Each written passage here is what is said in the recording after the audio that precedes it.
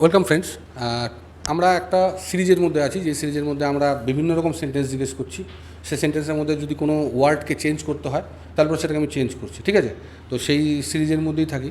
তোমাকে আমি জিজ্ঞেস করছি, তুমি কি ডান হাতে লেখো? Are you right hander? Are you right hander? তাহলে পরেই হয়ে যাবে। তুমি কি ডান হাতে কাজ করো? ঠিক। হ্যাঁ ঋতব্রত, তো তোমাকে একটা বাক্য জিজ্ঞেস করছি, তুমি আমাকে বলো তো এটা কেমন হবে, যে ঘরটা বেশ বড় এবং গোছানো, কী হতে পারে? The area of the room is big and well decorated. হ্যাঁ, তো তুমি যে এরিয়া অফ দ্য রুম, মানে আমরা যখন ঘরের একটা এলাকা বোঝাই, যখন এরিয়া বোঝাই, তখন আমরা সেটাকে বিগ দিয়ে আনি না, যেহেতু স্পেস মানে এরিয়া বোঝাচ্ছি, সেজন্য আমরা স্পেসিয়াস এই শব্দটাকে ইউজ করি। তাহলে পরে আমরা এটাকে ব্যবহার করবো সর্বপ্রথমে, the room is spacious.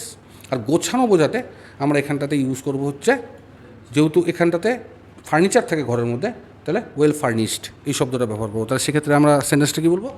The room is spacious and well furnished. Very good. So we have a Hindi speaking girl. So I will ask her in Hindi. Okay. तो आप मुझे बताओ, बाइक को चालू करो, क्या बोलेंगे? Start the bike. Start the bike.